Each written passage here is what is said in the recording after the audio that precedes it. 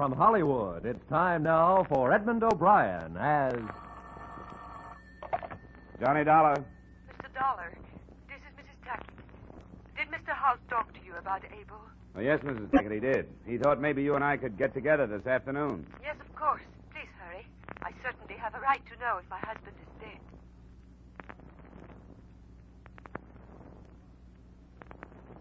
Edmund O'Brien in another transcribed adventure of the man with the action-packed expense account.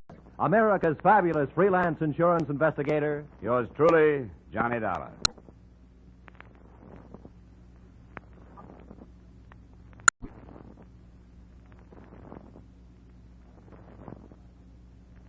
Expense account submitted by Special Investigator Johnny Dollar to Home Office, Corinthian Life Insurance Company, Hartford, Connecticut.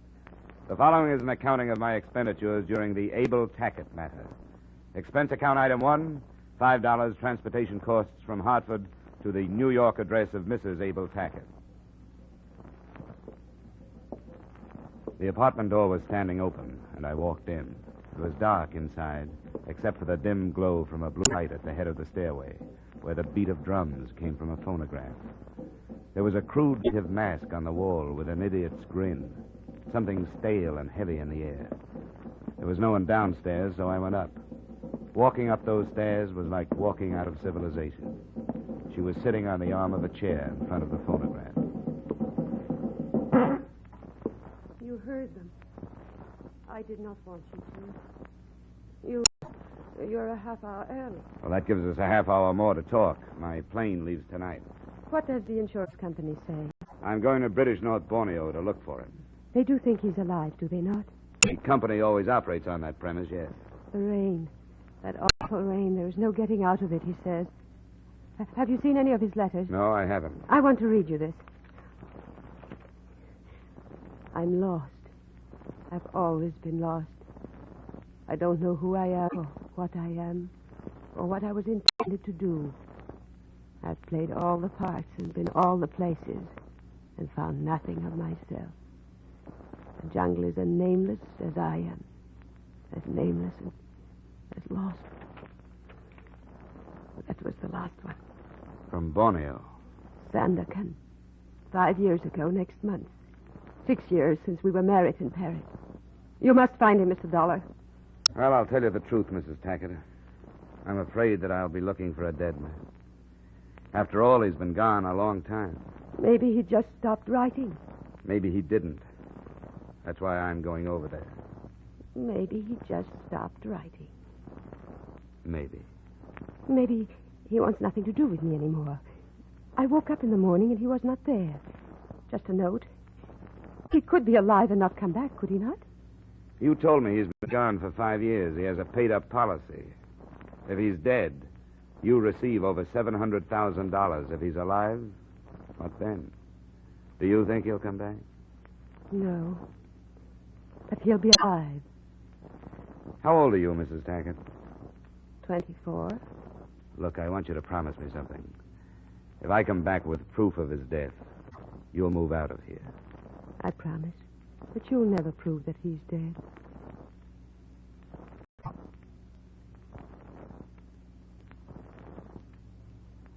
Expense account item 2, $1,280.45 for the trip by air from New York to Chicago to San Francisco to Manila. Expense account item 3, $200 on the first ship to Sandakan. They called me supercargo. I ate with the captain in his cabin. Kuchenstammern, edible bird's nests, a filthy place. All me years in these waters, and I never set foot on Borneo. Why would a white man go there? Not for diamonds. Malaria, maybe, or a new type of insanity. You look sensible enough. Who is this man, your brother? No, never met him. But I've got to find him, that's all. Second biggest island in the world. 4 million souls. Dusans, Bahaus, Muruds, Dayaks. Ugliest people in the world. Took a young planter and his wife there. 6 months ago it was. Carried the bodies back my last trip. How did they die? The jungle. Oh, come on, I'm a closed-mouthed man. Who are you looking for? You wouldn't know him. His name is Abel Tackett. Abel Tackett? I never heard of Abel Tackett. You find me a hand west of Tawau who hasn't heard of him. You knew him? Nobody knew him. He wasn't a man to know. He was a man to talk about. I want to show you something. Look here. That's a nasty scar. Right across the chest. Abel Tackett. If you find him, give him my love. How did that happen? In Manila. He did it slowly, as if he was enjoying it. Had a picture of a girl, and I said something. Coffee? No, thanks. Was it his wife? His wife, perhaps. Or somebody else.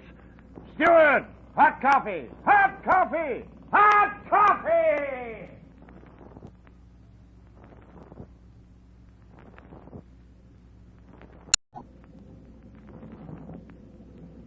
Something happened to men out here. Men that might have been easy and calm any place else in the world. Something happened to them. Hysteria, wild anger, madness. In the weakening heat, the sudden bursts of temper arose where men would kill over a matchbox. Channel fever, the crewmen called it. But perhaps there was another reason. The name of Abel Tackett. This is my dream. That some night I find him asleep. That it is very dark. That I slip my knife into his throat. That I feel his life going. That I hear him to cry out. Oh, I want to hear him cry out. What did he do to you? Unspeakable. Unspeakable.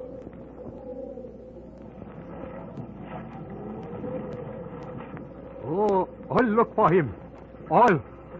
Find him. Oh, knife, shoot, kill, hate. Oh, Tackett, devil. Tackett, devil.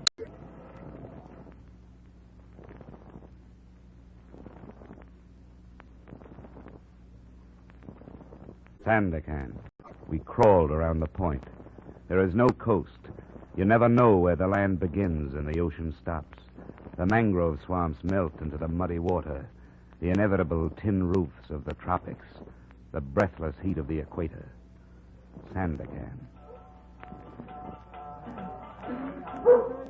I found the British North Borneo Company office next to an exporter's shop. The secretary to the assistant district manager pointed me into a rattan chair and handed me a fly swatter. Oh, Abel Tackett. Oh, fabulous fellow.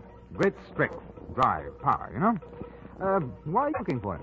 Well, we understand that he was dead. We hold a policy on him. Tackett dead? Oh, that's improbable. Oh, he's quite a man. I say, you didn't happen to bring any cigarettes, huh? American cigarettes? Sure. Here, here's a carton. Oh, no, please, you spoil me. What was he doing out here? Tackett? Oh, no one seems to know. Some say gold, diamonds, gutta percha. Escape, perhaps. He just popped in one day from Manila, got all the necessary papers, and headed into the interior residency. Not before he caused a bit of a ruckus in a native pub, however. I say, you haven't been to London lately, have you? About a year ago. Oh, not since then, eh? Oh, shame. What I wouldn't give for some swept ginger beer. Splendid for the tropics. What a case that never came. I had to settle for gin. Look, can't anybody tell me about this man, Tackett? What is this legend, this myth? What? Oh, it's a paradox, Mr. Dollar. A man of great strength and great weakness. Oh, like us all in a way. Looking for something. Always looking for something. But looking for what? Now, look, you're trying to solve this thing in American terms. This is the tropics, Mr. Dollar, and here I admit the inexplicable. But I've got to have answers, Mr. Kenyon. Oh, no, you don't understand, Mr. Dollar. Here, look at this map. You see here? Sandakan. Then you leave for the interior. 200 miles inland is Kwamut. Now, there's no trouble thus far. And he was reported to be there 8 months ago. From Kwamut, it's a different world. There's fever, reptiles of all sorts. It's not worth it, really. I mean, is it a large policy? $750,000. Oh, for a man living in Borneo, that must be a tremendously high premium. Well, $1 million couldn't get me out there, and 1,000 could take me home. How do I get to Coamat? Oh, by lorry. One of them goes up tomorrow with supplies for the garrison. We can fit you aboard, but... Oh, this is absurd, Dollar. Yeah, I know. Well, all right, then. I'll send you to Hargroves, our representative there. Oh, and I say, don't forget those cigarettes.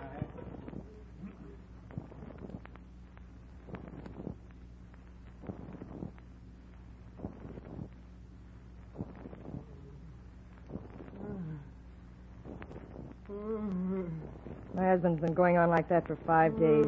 He can't tell you anything. I'm sorry to hear that, but can you tell me anything about Tackett? Wait till I close the door. So you're looking for Abel Tackett? The fever'd never get him. You know if he's alive? Alive? Sure he's alive. How do you know? If you knew Abel Tackett, you'd know he's alive. We spent a lot of time together when I was on the coast. Did you know Tackett in the States? Nope. Playboy, he told me. Said he wanted something, but never knew what. I told him what he wanted was love. But he wouldn't stay, and when I tried to stop him from leaving, If you find him, what happens? Depends how we find him. If he's alive, I suppose I'll try to talk him into going back home. If he's dead, I want the proof. You better go back to your husband. Nothing I can do. Look, Mr. Dollar, if you find him alive... I'm going to try to send him home. Tackett will never go back home. I'm going with you. Not this trip. I'm going with you.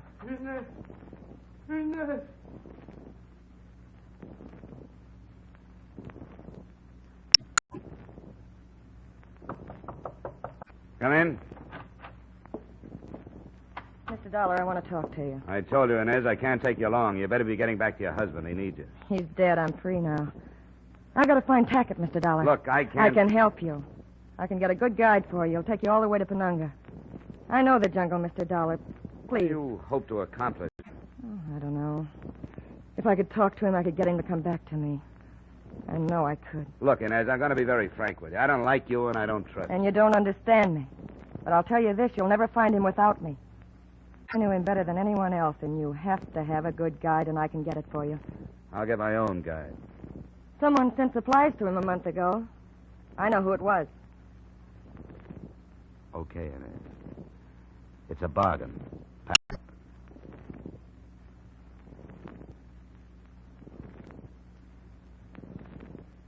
She took me to a trading post, and I met the owner, who operated under the obviously false name of George Brown. To me, he looked big and clumsy, but he'd been trading with the interior for 10 years, so I decided to take the recommendation, as if I could do anything else. Sure. I know where he is. At least I knew where he was a month ago. I've been trading with him for over 3 years. Okay, when do we leave? You don't know what you're getting into, mister. Did you ever hear of Long Y? It's a village across the border in Dutch territory. We'll need 4 porters and supplies for a month. When do we leave? The last porters I sent into him never came back. The Punandaiks got them, most likely. They're headhunters, you know. Which one of us are you trying to talk out of this, you or me? I can always use $500. But that isn't all the pay I'm going to get. What do you mean? If I find Abel Tackett, I'm going to kill him.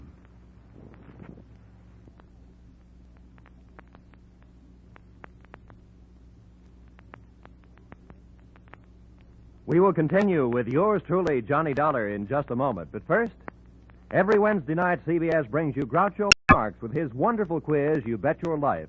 It's one of the brightest, most spontaneous, most genuinely funny shows on the air. So be listening this Wednesday night on most of these same CBS stations for You Bet Your Life, starring Groucho Marx. Now, with our star, Edmund O'Brien, we return to the second act of yours truly, Johnny Dollar.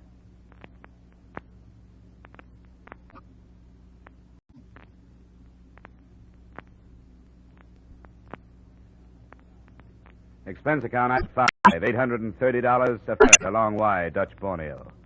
One of the first things I learned about jungle travel was not to waste breath talking. Not until we made camp that night was there conversation. A slow day. The woman slows us down. Where is she? In her hammock. It couldn't be helped. It was a bargain. I didn't want her to come. I wonder why he picked Long Y. I wonder a lot of things. The easiest travel here is on the rivers. If he'd picked a river village, it would have been simple. This way we have to fight for every foot. What are you going to do when we find him? What do you mean? About my killing him. I'll decide when the time comes, if it does. Maybe I don't think you'll go through with it. If you really wanted to, you wouldn't have waited for me to come along. I suppose it was in the back of my mind before then. I knew something had to be done, but I hadn't decided. Now, I had. What did he do to you? What does he do to everything? He spoils it. When the Punandaiks are peaceful, my trade is good. When they're not, my trade is... Oh, now look, Brown. You aren't going to tell me that this man is capable of stirring up a few thousand natives. That's ridiculous. Is it? Well, how does he do it? Why? How? By being there in their country. They hate him. They're afraid of him. And when the Dyaks are trouble, they're dangerous. Why does he do it? I can't think of any reason. He makes no profit from it. He lives. He works a plot of ground. He hunts. I suppose it could be he doesn't know he's doing it, but he is. He's got to be moved out. The only way to move Abel Tackett is to kill him. Well, I'm going to turn in.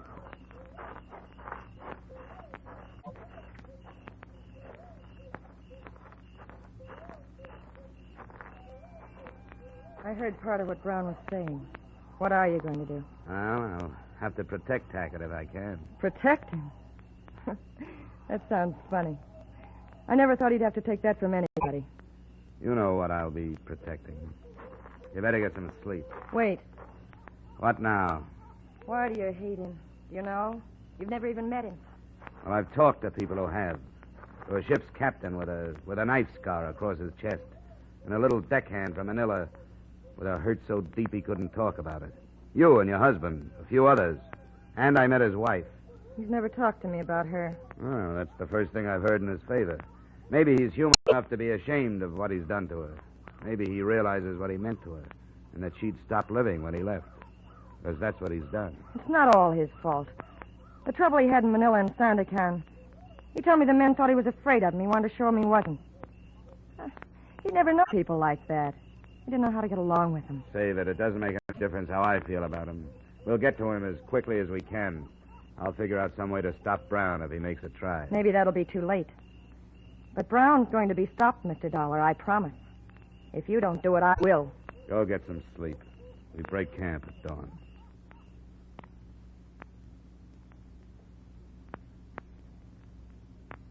Lying in my hammock, looking up at the solid ceiling of foliage that hid the sky, and with the unaccustomed language of the jungle bothering my ears, I tried to get a fair perspective of the situation.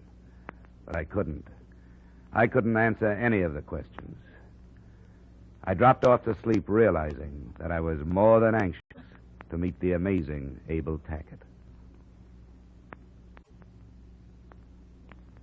There was no sign of real danger until the third day, only the painful monotony of slashing at vines with heavy knives, fighting insects, stumbling over half-concealed ankle-high branches, of sweat-filled boots and soggy clothing, and 100 other arguments against Borneo. Mind the plant that looks like a fern here. Got it. It carries a brutal sting. This is the one, Inez. Watch it. I see it. Hold up! Come on! What is it? I wondered about that. What did he say? Head hunting. They found a body on the trail. Coming along? Yeah, better stay here, Inez. I wondered about that. It's been too quiet. We haven't spotted a Dyak since we started. This section is usually swarming with them.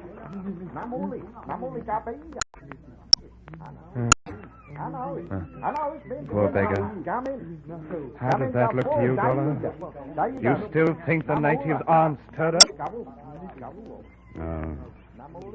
No, it looks like they're stirred up. Poor beggar. He can thank your man Tackett for what he got. We don't have to look at him. It's the work of a Punan.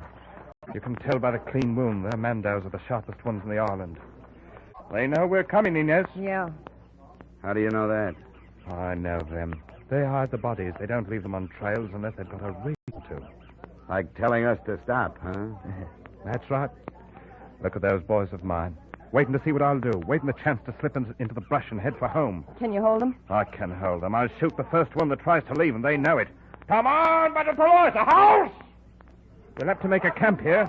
They're great people for Romans. I told them to start looking for good ones. Yeah, and I know them. It'll take the rest of the day and half the night to find enough to move them towards Long Wai again. How do the omens look to you? I can't say yet. The headhunters know we're coming, but they don't know why. If they knew we were coming after Tackett, each in our own fashion, so to speak, I don't think there'd be any trouble from them. But they don't know, and there's no way to tell them. You're blaming Tackett for this? I am. You stupid fool! Do you really believe in this idiotic stand you've taken against him? Or is it a convenient answer for some mistake you made with the natives? I can't be quiet. Inez, stop it. Don't you believe it? You're lying. Make her shut up, Dollar. I'll shut up after you've answered me. Stop it. We've had enough. We don't need hysteria. Now be quiet, will You you? won't answer me. Will you? They've been headhunters from the beginning.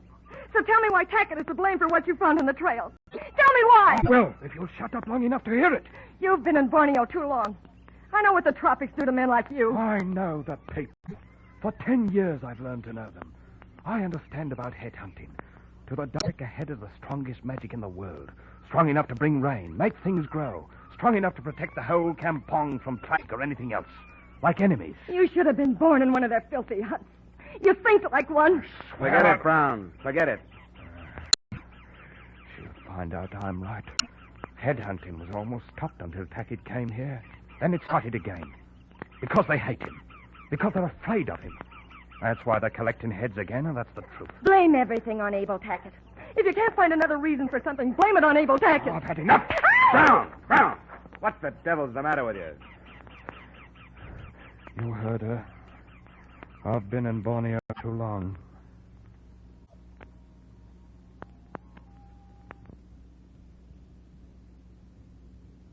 Tension, hysteria, everything out of proportion. The distorted perspective of the jungle where emotions become sensitive as skin. Inez wanted to love Tackett. George wanted to kill Tackett. I wanted nothing but proof of his existence. Yet all of us were of one mind and one thought. All our efforts were directed toward Tackett. And Borneo was keeping us from him. We started to move again in the next morning. That day and the next were easier, physically at least. The country cleared some, and we started to climb out of the humid jungle into a section where there seemed to be more air. The following day, we stopped before dark, and Brown pulled me into the privacy of a shadow. We'll be there tomorrow. Oh, that close. What then, Brown? I was going to ask you the same thing. You know, I've learned to like you, Dollar. Thanks, but I still can't let you kill him. I'm not so sure you can stop me. How would you get back to the coast without me? I'm asking myself the same thing. I'd be stupid to take the gamble, but I'd have no choice. So that's the way it is. Yeah, that's the way it is. All right. I can smell rain. It'll be here before morning.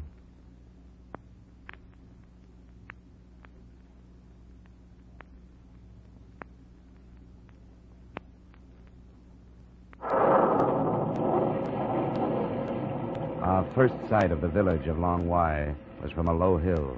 It was veiled by the slanting sheets of rain that floated across. A welter of huts, two larger buildings for gatherings, but not a sign of life. Abel Tackett's hut was barely visible, a mile or so down the shallow valley. We started down toward it.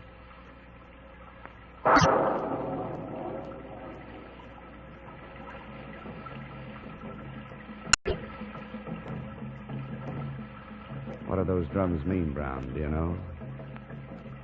Yes, I know. Mama Tolu.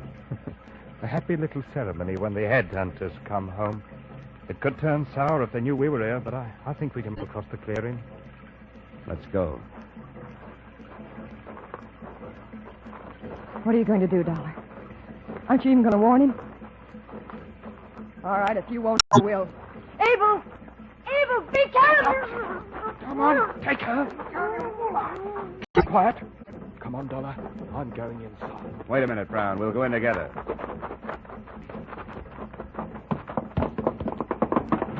Tackett.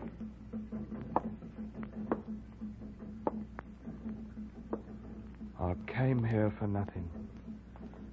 He's already dead. Is that Tackett? Must be. They stopped being afraid of him. I wonder how long it'll take to undo the trouble he's caused here. Abel Tackett. And he's dead.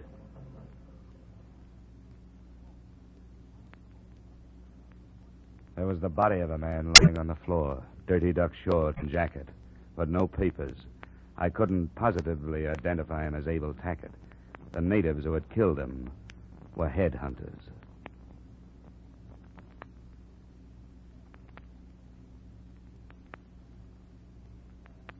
Expense account item 6 and 7, same as 2 and 3, transportation back to New York. Item 8, cab fare to the address of Mrs. Abel Tackett. She seemed neither sad nor happy to see me or to hear what I had to say. He died, Mrs. Tackett, of fever. He was in the interior.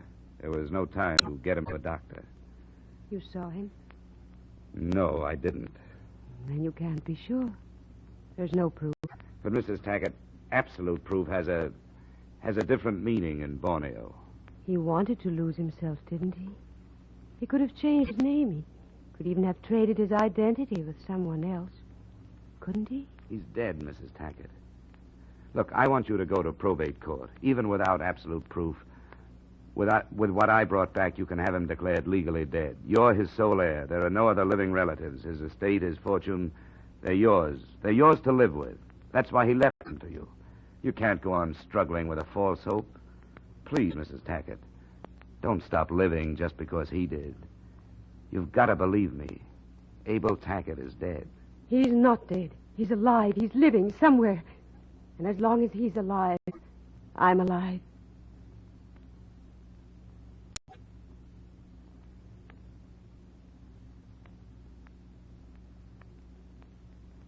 There was nothing to do. I left her in the old house with her records and her dark walls and her old letters. I left a young woman dying there, and there was nothing I could do. I walked out into the clean, fresh air and went home. Expense account total, $4,075.80. And for what? The only constructive thing I can make out of it is that it made me an expert on pure, unadulterated frustration. Yours truly, Johnny Dollar.